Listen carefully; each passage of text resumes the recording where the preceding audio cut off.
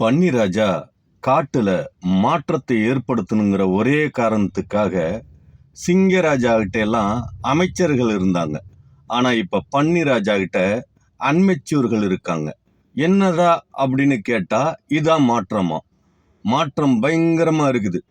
சரி, அதெல்லாம் இருக்கட்டும்.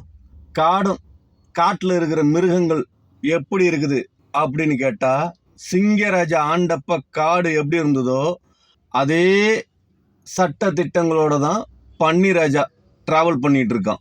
அதே இதை பண்றதுக்கு எதுக்கு பன்னிராஜா, அதுக்கு சிங்கராஜாவே இருக்கலாமே அப்படின்னா ஒரு மாற்றம் வேணும்ல அப்படின்னு. இப்ப என்னடா மாற்றம் அப்படின்னா, சிங்கம் என்னென்ன பண்ணுச்சோ அதுல எல்லாம் பேரை மாத்திக்கிறாங்களாம். சிங்கம் பண்ணதுன்னு தெரியக்கூடாதான், இதெல்லாம் பன்னிராஜா பண்ணதா தெரியணுமா. அந்த அளவுக்கு உள்ளார எல்லாத்துலயும் பெயர் மாற்றம் நடக்குதான். பெயர் மாற்றம் தான் இப்ப பெரிய மாற்றமா.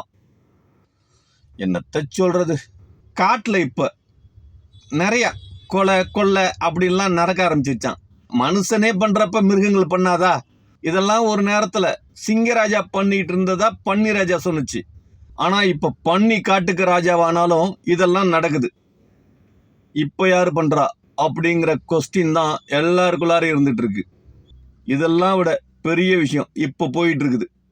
கொஞ்சம் கொஞ்சமா ரேட்டை ஏத்திட்டு இருக்காங்க. அதுவும் ஒவ்வொரு நாளா ரேட்டை ஏத்திட்டு இருக்காங்க.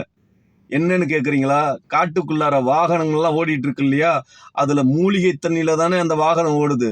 சும்மாவா ஓடிட்டு இருக்கு? ராமரோட மூலிகை தண்ணி இருக்கு இல்லையா, அந்த மூலிகை தண்ணியெல்லாம் இப்ப ரேட்டு ஜாஸ்தி ஆயிருச்சு. இதுக்கு பன்னிராஜா என்னடா பேசியிருக்காருன்னு பார்த்தா எதுவுமே பேசல.